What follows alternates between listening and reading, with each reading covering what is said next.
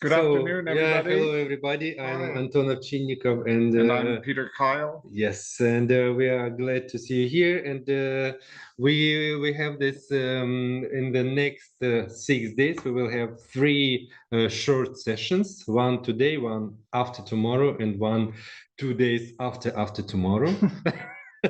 And then the first our meeting today, we will introduce you to our project, what we do, what our goal is, what the history, what the background of the project. The second meeting will be, we will explain some tasks that we work here with the participants that we developed already.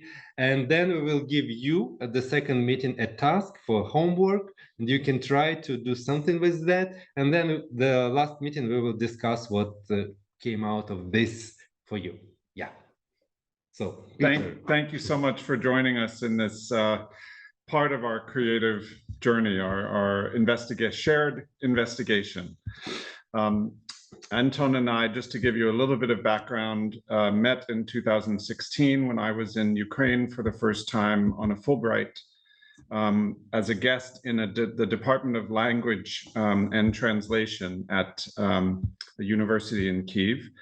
And while I was there, I became very interested in the topic of translation and the intersection of thinking and moving and sensing that we are all doing all the time, and that sometimes we pay attention to and sometimes we pay less attention to. And so that became really some of the beginning of Anton's and my research together. In 2017 and 18, we did a big project. Some of you may have heard about it, called Dancing Through Translation, where the performance was shirts and shoes. Сорочки та черевики. Сорочки та черевики. Yes. And we were really exploring observation, I think, in that project, where we were observing other people's movement and then doing our best written description of that movement that we could. We were trying to be faithful to the people and be as specific as we could. And then we gave that writing to one another or to other dancers in our group to re-embody, if you will, the material. And that became an interesting conversation about specificity and movement, about language and the role of language in learning movement, and whether or if or in what ways culture might exist in the body, in the people that we were observing. And then we made a performance out of that toured to Kyiv and Lviv and Kherson and Kharkiv in the summer of 2018. Yes, and then we had later, and even during this meeting, now here we had a lot of conversation about what translation is, because normally each of us knows that translation is, I don't know, it's in a very basic way. It's something that when we talk about language translation, yeah, we just have a word, then we can translate it in another word, but then it also works in the opposite direction. You can take the other word in English, put in the translator, and receive back the Ukrainian, for example, word, and that usually it is the same word, more or less with the same meaning. And for us, the question was if we can find the ways, which is we agree that, which is very strange idea, if we can find the way to translate text into movement, meaning that to find the tools which we can write, to make a list of tools, give it to other person, and other person also can take that text, I don't know, the poetry, for example, the poem, and translate it into movement with very clear instruments, not with just some poetic imagination, but with really clear instruments. Then, which is for us quite an interesting task, and it is possible, as you will see later. We found some interesting instruments, and you will also find them by themselves. Then the next question for us was, is it possible to translate movement into language? Meaning that, for example, you see the dance phrase, and you have the certain instruments, and you can recreate a poem watching at the movement, which we decide is not possible, or it could be made in the kind of poetic way, but this is not that way of translation which we started from, like language to language, which is, yeah. Well, it's interesting to explore the question of what is translation and how does it work? How do we do it? How do we engage with it? What are the parts of the process of translating? And of course, it's always personal because we all only have our own selves and our own understanding and our own history to come to meaning, right? And that's true if you're talking about language, verbal language, written language, if you're watching it, if you're hearing it, if you're hearing it in your own voice because you're reading a book, or if you're hearing it in someone else's voice, the tone, the melody, the song of it always has implications to the meaning, yeah, right? It has different impact on the way you translate it. And so much, and physicality, of course. If you're just hearing the words but not seeing anybody speak them, that also has an impact on what you come to understand. So when we're talking about movement, one of the things that we're looking at is what is the information that's there for us to notice? And are we paying attention to that, or are we not paying attention? And are we not paying attention because we are ignoring it, or because there's something else that feels more important in the moment to pay attention to? But anyway, this has been central to our work here in Visaginas this week so far, is trying to explore the ways that the information that any given moment offers to us could be an opportunity for creative exploration, for new understanding across languages. And I include in that from movement language into some kind of verbal language.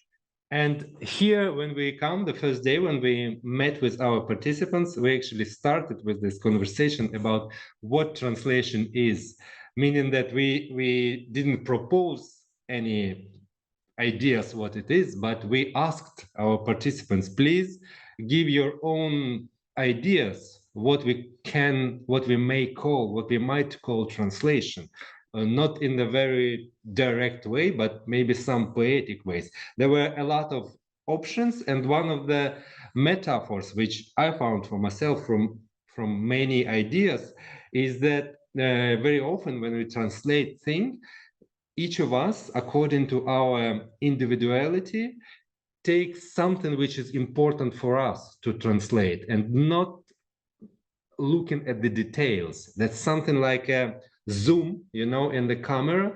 When you see the big picture, you see only the whole thing, and you can easily translate it. For example, there was such an example from me. You can translate the poetry of Taras Shevchenko to other people just watching them the image, the photo of Taras Shevchenko. This could be kind of translation because this is it. But then you go deeper into details, and then there are some difficulties.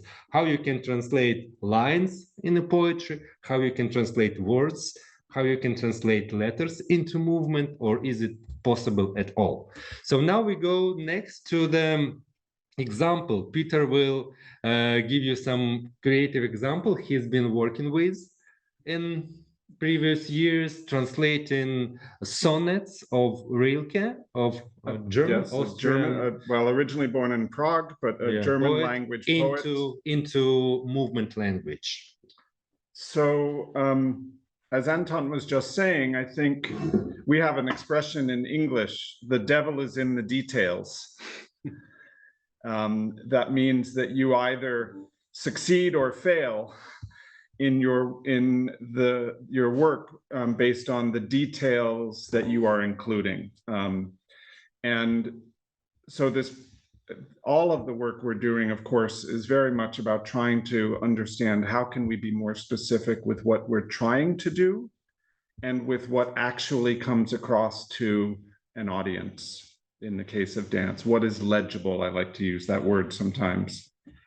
So the example that we worked with on our first day was we brought a sonnet from Rilke's work, a large work called The Sonnets to Orpheus, which he wrote 100 years ago.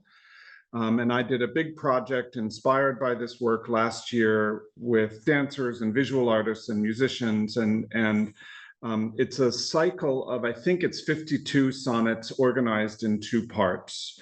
And you may already be familiar that the sonnet form, there are different kinds of sonnets, but the form that we were focusing on for our purposes 2 days ago was the sonnet form that has 14 lines organized in 4 sections. 4 lines, 4 lines, 3 lines, 3 lines. And in some forms, there's a specific number of syllables inside of each line as well. It can get that specific. We were not worrying so much about that for our purposes. We could, of course, explore that at another time and more in that kind of detail. But we took this sonnet and we gave everybody in our group, and this is a group of Lithuanian and Ukrainian choreographers from all different ages and experience. And we gave them a number of sonnets in their own languages, right? So I had an English language version, and Anton was able to find some Ukrainian translations of the Rilke sonnets, and then we found a couple of translations into Lithuanian as well. And so we have an example here of one sonnet, just to give you a visual reference, because that also is part of the information that we process when we are translating. It's what are we seeing and how is that information organized on a page? Where are the spaces? Where are the punctuations? It's all part of the information that we sometimes forget to pay attention to. So from my side, I want to add very kind of shortly that we talking about translation language or text into movement, we started from idea to translate the structure of the text. Yes. So not the meaning of the text, not the emotions, not the atmosphere, not the story inside the text, but the structure as a certain number of words, syllables, or lines, or whatever you can find inside the text. And that's why actually it's very useful to take sonnets, because it has very clear structure. Right. And I would just say that yes, we were focusing primarily on structure, but it also is unavoidable that we are understanding meaning in the poem as well. Yeah. Right. So that becomes part of our process, even though we're choosing to try to emphasize structure as a organizing device for the way that we're working. So Anton will he'll share. I will share the screen now. You will see the sonnet, and we will talk about that structure, and Peter will explain how he had been working with that, translated that into movement. So what you will see here is an English language translation of the original German by Rainer Maria Rilke. This is sonnet number 15 in, I think it's section 1 of the whole work. And should I give them a chance to read it? Yeah. Oh, Peter, you can read it, and Peter also can read it. Maybe that's. Anton gave a beautiful reading of it earlier today.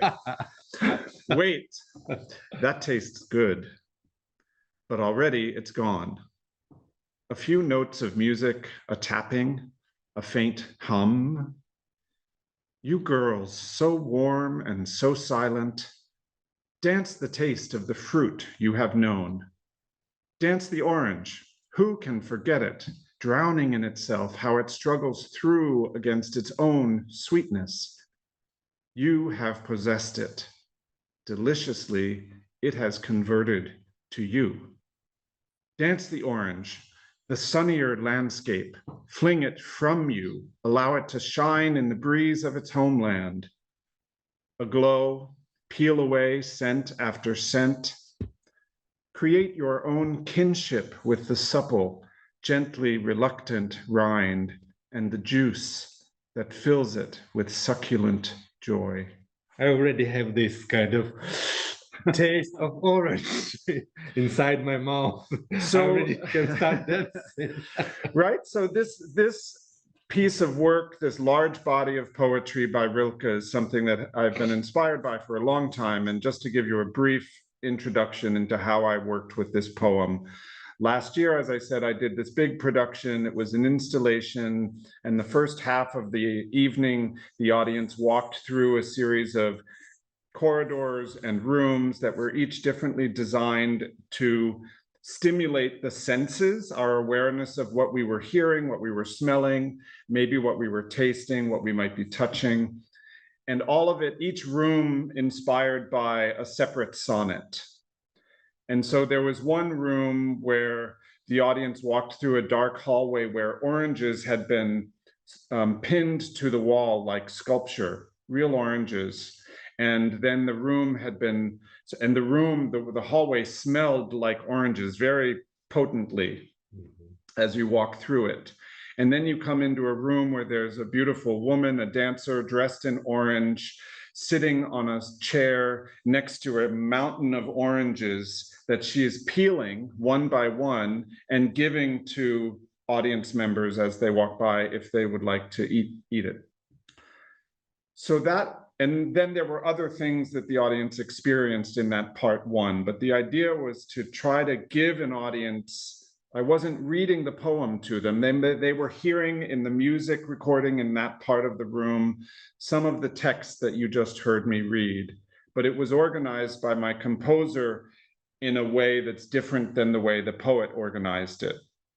So there's different parts of the information that comes from the poem that we were sharing with the audience in a particular way.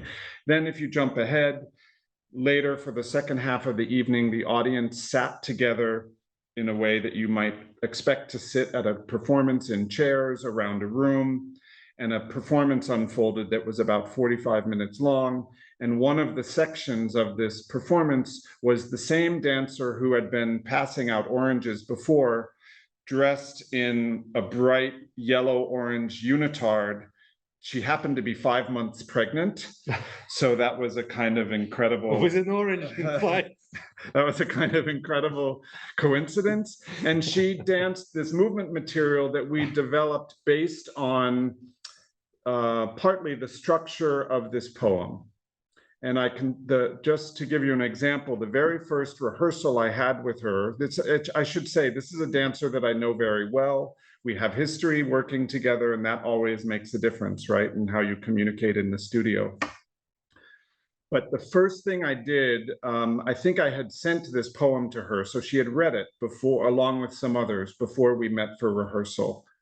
And then that day, I brought 2 oranges into the studio together. And the first thing we did before talking about anything was we just took time to slowly peel and eat the orange ourselves and notice the things that we noticed in that process. And then we talked about that. And one of the things we talked about was that moment when you break the seal, break the peel for the first time, the oil sprays, the juices of the orange spray kind of explosively, right? It's quite dramatic when you pay attention to it. So we took that idea of explosion, of effervescence was the word that we use. If you know champagne, it has the bubbles in it. That's another word for effervescence. And so we took that physical dynamic and used it to build a whole movement sequence that was based on the number of syllables in the line of text. And I think it was maybe 13 syllables. So we made a movement phrase that was 13 syllables long, that had this kind of bubbly energy to it. And also spatially, we noticed that when you peel the orange, it doesn't all just go in one direction, it goes sort of in every direction. And so the movement phrase also went front, back, up, down, side, around, over, under, through, lots of different directions immediately. So it had a certain kind of kinetic character to it, if you will. So that's just an example. I think we could stop sharing now. Okay. Yeah. So that we used that in a way to start our work on Tuesday with our group here in Visaginas. We actually did not end up using that poem. We used some other poems from the sonnets to Orpheus, the ones that we could find translations of. Mm-hmm. And then we asked the choreographers in our group to take some time. You forgot to say about Volta, which is very interesting that's right. thing. Yeah. So as I was researching this project last year, I spoke with some colleagues of mine who are poets, who are professional writers, and they are scholars about literature, and I am not. But I wanted to hear from them some of their thoughts about this work, Rilke's work in particular, this particular translation that I was using also.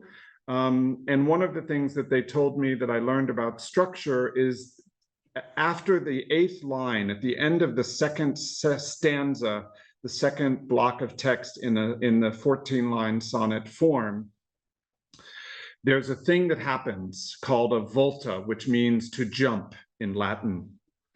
And it usually is where the author, the writer of the poem, is doing something quite different and changing the perspective on the subject matter.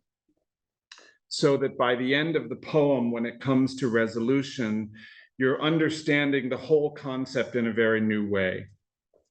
And so we took that idea and asked people to keep that in mind, to use that idea of partway through the physical structure they were building choreographically with movement, to make sure that somewhere there was a change that may be related to the material in whatever way they think, but allowed them to explore a new facet, like the facet on a gemstone, a new angle, if you will, so that by the end, you're kind of evolving your idea. What do you think? What is Volta in this example, which you showed us in that sonnet about the smell of oranges? Yeah, pull it back up. I think it is the dance the orange, so that kind of dance, yeah, it could be. Dance come into the story.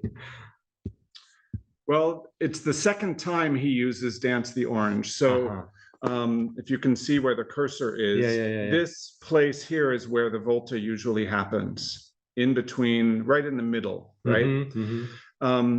It's interesting, you know, he danced the orange, the sunnier landscape, breeze, homeland. Suddenly he's talking about a place maybe far away. So he's changing the perspective from just the orange, from the taste of it and all of that. And suddenly he's calling our attention to a place far away.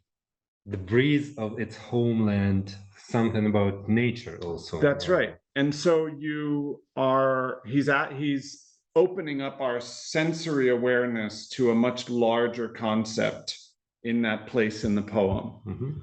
So that's what I would say is probably what he did with the volta. Yeah, so actually this is what we started, as Peter said, what we started at our workshop here. It started 2 days ago. Today we had already a third meeting. It's just finished, and we gave the participants the same, actually, as it was told, the same sonnets, but in their original languages, so that would be then easier to see what happened. That for us it was important to have the same sonnets, and of course it's easier to have it in your mother language. So yeah, and we proposed them very fast to create a choreography out of this, using the structure, maybe the number of lines, the number of syllables, the number of the volta maybe, and we gave 30 minutes maximum. Yeah, but it was really difficult task, even for professional choreographers. And also partly because the poems, maybe more than the orange poem, the other ones that they were reading were a little more complicated, even in your own language. They were just heightened, we would say in English, heightened language. So it was take some work to understand what he's talking about.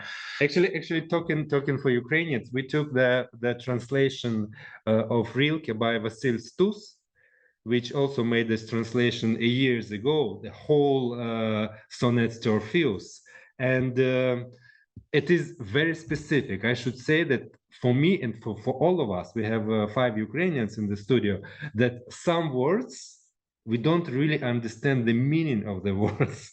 So then after reading that, they asked me also to send the English translation. And that was easier to understand, that Ukrainian translation of Vasil Stups.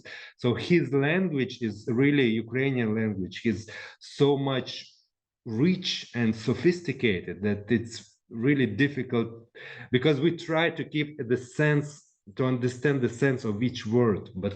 And I would just say that in and of itself is an interesting challenge of translation that speaks to who is the individual doing the translation, who is the audience, and what information might get lost. This was one of the things we talked about with our group on the first day when we were discussing the concept of translation, that inevitably, always, when you're doing translation of any kind, information is going to get lost. Like if you're trying to carry a bucket that's full of water to the top, you're trying to carry it across the room, you're always going to lose some.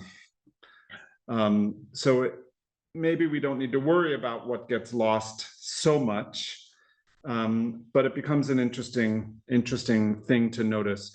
We, at the end of that session, we gave everybody the assignment for the next day to go home and find a haiku. Hoku? Hoku in Ukrainian, it's sometimes it's written like haiku, sometimes like hoku.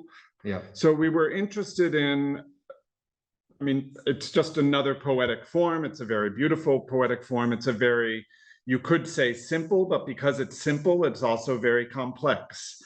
But the traditional form is 3 lines, 5 syllables, 7 syllables, 5 syllables. So no more than 17 syllables.